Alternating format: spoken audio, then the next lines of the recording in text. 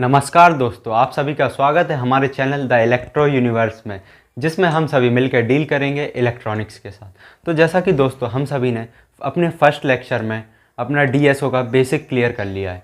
अब अपन इसके second lecture में अपन डीएसओ के ब्लॉक डायग्राम के बारे में डिटेल स्टडी करेंगे और डीएसओ के मतलब इनपुट से लेकर आउटपुट में कैसे डाटा डिस्प्ले होने में कितनी प्रोसेस लगती है वो समझेंगे। और यहाँ से 20 से बहुत सारे क्वेश्चन बनते हैं एग्ज़ाम में। तो आइए दोस्तों इसको अपन पढ़ते हैं।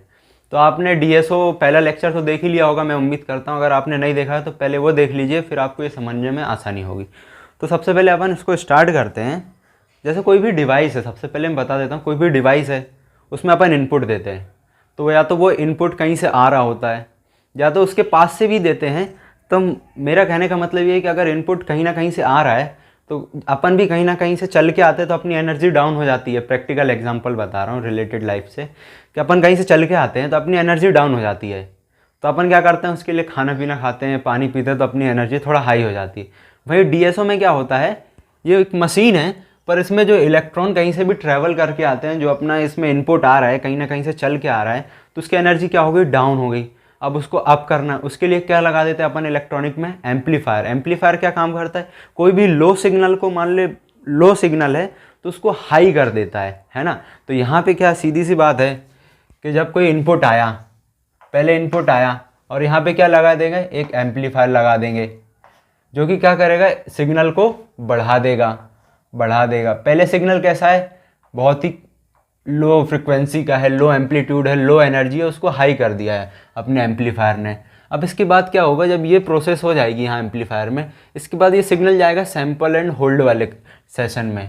इस वाले जो सेशन है, मतलब कि सेशन बोला जाए या कंपार्टमेंट बोला जाए या ब्लॉक बोला जाए, इस वाले ब्लॉक में गया। बेसिकली अपन इलेक्ट्रॉनिक की बात कर रहे हैं तो ब्लॉक इस्तेमाल करते हैं अपने सर्किट में।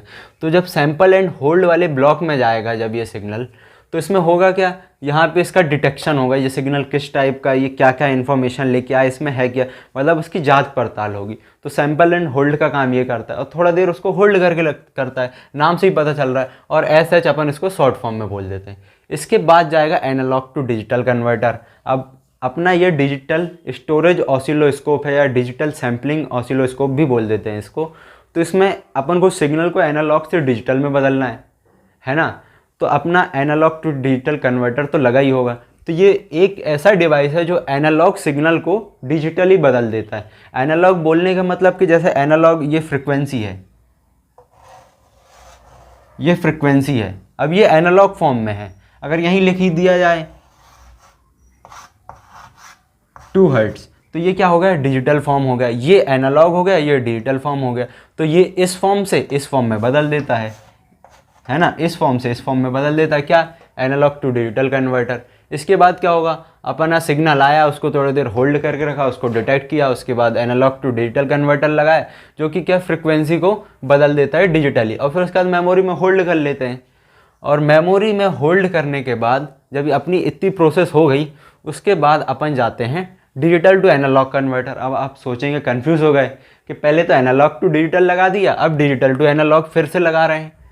तो इसका मतलब क्या है, देखो ये जो अपना डिजिटल स्टोरेज ऑसिलोस्कोप है, इसकी जो सर्किट बनी रहती है, इसमें एक एनालॉग टू डिजिटल कन्वर्टर ही इस्तेमाल होता है और 2 डिजिटल टू एनालॉग कन्वर्टर इस्तेमाल होते हैं। पर जो डिजिटल टू एनालॉग कन्वर्टर है, इसका नाम ही है बस डिजिटल टू एनालॉग कन्वर्टर, पर ये इधर कन्वर्सन का काम नहीं कर रहा है, मतलब कन्वर्ट करने का काम नहीं कर रहा है इधर ये और ही कुछ काम कर रहा है। इसको बताने के पहले मैं आपको एक चीज़ ये बता दूं कि जो अपना इलेक्ट्रॉन है, अपन इलेक्ट्रिसिटी में पढ़ते हैं या इलेक्ट्रॉनिक में पढ़ते हैं या इलेक्ट्रिशियन में पढ़ते हैं, जब इलेक्ट्रिसिटी क्या होती है, फ्लो होती है। तो इलेक्ट्रॉन है, जैसे इलेक्ट्रॉन चल रहा है तो उसको क्या धक्का कौन देता है, पीछे से वोल्टेज।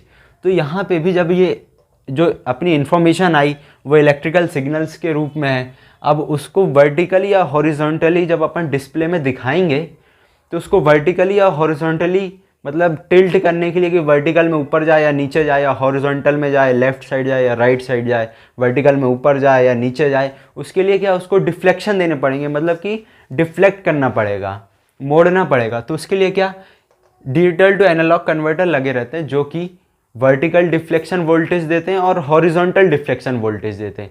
वर्टिकल डिफ्लेक्शन वोल्टेज क्या करेगा, सिग्नल जो आए हैं उसको वर्टिकली भगा देगा, और जो हॉरिजॉन्टल डिफ्लेक्शन वोल्टेज क्या करेगा, उसको हॉरिजॉन्टली भगा देगा। ये 2 काम है इनके। जो दो DAC लगे हैं, डिजिटल टू एनालॉग कन्वर्टर। और ये जो डिजिटल टू एनालॉग कन्वर्टर है, अब मैं आपको एक बात बता देता हूँ, यहाँ से एग्जाम में क्वेश्चन आ सकता है कि अपना वर्टिकल डिफ्लेक्शन वोल्टेज और हॉरिजॉन्टल डिफ्लेक्शन वोल्टेज किससे मिलता है। तो आपका आंसर होना चाहिए वहाँ पे क्या होना चाहिए, डिजिटल टू एनालॉग कन्वर्टर। और इसके पीछे एक और कारण है कि ये डिजिटल टू एनालॉग कन्वर्टर जो यहाँ पे लगाया गया है, इससे क्या है, अपन को जो वैल्यू मिलेगी अपनी डिस्प्ले में, वो मतलब मीनिंगफुल वैल्यू होगी और उसको स्टडी करने में आसानी होगी, तो इसलिए ये लगाया जाता है। और अपन नेक्स्ट अपने टॉपिक पे चलते हैं, मतलब इसके नेक्स्ट ब्लॉक पे चलते हैं, कंट्रोल सर्किट। अब आपने देखा यहाँ पे सिग्नल आया, यहाँ पे उसको होल्ड किया, यहाँ पे एनालॉग से डिजिटल बना, फिर स्टोरेज हुआ, फिर वहाँ पे अपन ने दो डिजिटल टू एनालॉग कन्वर्टर लगा दिए जिससे वो वर्टिकली और हॉरिजॉन्टली डिफ्लेक्ट होता है। तो ये जितनी भी सर्किट है ये काम कर रही, तो मतलब कि कभी ये इसको पहले करंट मिल गया, ये पहले काम करने लगा, या ये लेट प्रोसेस में आया, या ये जल्दी आ गया, तो इस सबको कंट्रोल करना पड़ेगा ना अपन को। तो इसको कंट्रोल करने के लिए क्या लगा रहता है, कंट्रोल सर्किट, जो कि क्या करता है, पूरे सिस्टम को डिजिटल टू एनालॉग कन्वर्टर है, इसके अंदर डिजिटल टू एनालॉग कन्वर्टर लगे हुए हैं, एनालॉग टू डिजिटल कन्वर्टर लगे हैं, जितने भी कन्वर्टर लगे हैं, जितने भी ब्लॉक बने, उस सबको ये सिग्नल देता है और कंट्रोल करता है कि कब किसको क्या काम करना है। तो ये कंट्रोल सर्किट लगा रहता है। पर इसके अंदर एक बहुत राज की बात छुपी हुई है, इसके अंदर एक माइक्रो प्रोसेसर नाम का इंस्ट्रूमेंट लगा रहता है या डिवाइस, जो कि क्या काम करता है, इस कंट्रोल सर्किट को चलाता है। मतलब कंट्रोल सर्किट बनता ही माइक्रो प्रोसेसर से। तो ये एक एग्जाम में क्वेश्चन आ सकता है कि कंट्रोल सर्किट किससे बनता है, तो माइक्रो प्रोसेसर से। किससे बनता है, माइक्रो प्रोसेसर से बनता है कंट्रोल सर्किट।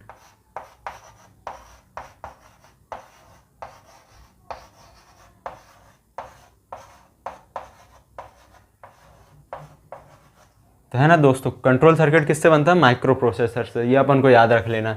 अब इसके आगे अपन जाते हैं तो अपना ये आता है टाइम बेस काउंटर। अब इसका क्या काम है आप सोचोगे, और ये एड्रेस काउंटर का क्या काम है। एड्रेस काउंटर का इतना ही काम है कि मेमोरी और कंट्रोल सर्किट को लिंक करना, मतलब कि इनकी सर्किट को जोड़ना, ये एड्रेस काउंटर का काम है। अब टाइम बेस काउंटर का क्या काम है, टाइम बेस काउंटर का काम ये है कि जो डिजिटल टू एनालॉग कन्वर्टर है, जो कि हॉरिजॉन्टल डिफ्लेक्शन वोल्टेज देता है, तो इसको भी काम करने के लिए कहीं से वोल्टेज चाहिए ना, तो वो अपना टाइम बेस काउंटर देता है। और ऊपर वाले जो वर्टिकल डिफ्लेक्शन वोल्टेज देता है अपना, उसको जो मेमोरी देता है काम, मतलब मेमोरी काम देता है, मतलब कि ये है कि मेमोरी उसको वोल्टेज देती है काम करने के लिए। और इसके बाद क्या होगा, इसके बाद अपना जो सिग्नल है वो आगे जाएगा, फाइनल स्टेज पे पहुंच गया, वर्टिकल एम्पलीफायर और हॉरिजॉन्टल एम्पलीफायर लगा दिए, जिससे क्या होगा, जो हॉरिजॉन्टल सिग्नल आया है वो इसको एम्पलीफाई कर देगा, ये वर्टिकल सिग्नल को एम्पलीफाई कर देगा। अब आप सोचोगे यहाँ पे एम्पलीफायर क्यों लगाए, अपन ने स्टार्टिंग में भी एम्पलीफायर लगाया था क्योंकि सिग्नल कहीं से ट्रैवल करके आ रहा था, तो उसको एम्पलीफाई करने के लिए लगाया था। अब आखिरी में भी क्या हुआ, जब सिग्नल इतनी सारी प्रोसेस से घूमेगा मतलब कि इन सब में घूमते हुए जाएगा, इनके अंदर प्रोसेस में होते हुए जाएगा, तो उसका जो एम्पलीट्यूड है, फ्रिक्वेंसी है, वोल्टेज है, सब कम हो जाएंगे। तो उसके लिए दो अपन यहाँ पे एम्पलीफायर लगा देते हैं, वर्टिकल और हॉरिजॉन्टल एम्पलीफायर, जो उसको क्या काम करेंगे, एम्पलीफाई करने का काम कर देंगे। क्यों, जब वो इतना ट्रैवल किया तो उसकी एनर्जी डाउन हो गई, तो फिर से अपन ने बढ़ा दी। अब इसके बाद क्या होगा, एनर्जी बढ़ गई, अपना एनालॉग से डिजिटल में बदला हुआ सब मिल गया, इसके बाद क्या करेंगे, डिस्प्ले में डिस्प्ले कर देंगे। तो अपन बेसिक से इसमें आप क्वेश्चन कुछ आखिरी टाइम में डिस्कस कर लेते हैं जो कि इसमें आ सकते हैं। सबसे पहला आप ये इसमें क्वेश्चन आ सकता है कि इसमें कौन सा कन्वर्टर लगा रहता है जो कि एनालॉग से डिजिटल में बदलता है, तो एनालॉग डिजिटल कन्वर्टर लगा रहता है। अब इसमें एक क्वेश्चन आ सकता है कि DSO में स्टोरेज, डाटा स्टोरेज का काम क्या कौन करता है, तो मेमोरी करती है ना। और इसमें ये आ सकता है कि वर्टिकल डिफ्लेक्शन वोल्टेज और हॉरिजॉन्टल डिफ्लेक्शन वोल्टेज कौन देता है, तो डिजिटल टू एनालॉग कन्वर्टर देता है वर्टिकल डिफ्लेक्शन वोल्टेज और हॉरिजॉन्टल डिफ्लेक्शन वोल्टेज। अब इसके पीछे एक और क्वेश्चन बन के आ सकता है कि जो वर्टिकल डिफ्लेक्शन वोल्टेज है उसको वर्टिकल डिफ्लेक्शन मिलता कहाँ से, तो वो अपना मेमोरी से मिलता है। और हॉरिजॉन्टल डिफ्लेक्शन वोल्टेज को डिफ्लेक्शन कहाँ से मिलता है, टाइम बेस काउंटर से मिलता है। और पूरी सर्किट है, ये पूरी प्रोसेस है, इसको कंट्रोल कौन करता है, कंट्रोल सर्किट करता है। और इसमें क्या लगा रहता है, माइक्रो प्रोसेसर लगा रहता है ना। तो ये इसका मतलब स्टार्टिंग से लेकर एंडिंग तक हो गया। अब दोस्तों अपन ने इसका ब्लॉक डायग्राम डिस्कस कर लिया। अब इसके नेक्स्ट लेक्चर में अपन इसकी वर्किंग देखेंगे और इसके क्वेश्चन सीरीज़ भी लेके आएंगे। तो आप सभी का बहुत बहुत धन्यवाद और मन लगा के पढ़ते रहिए।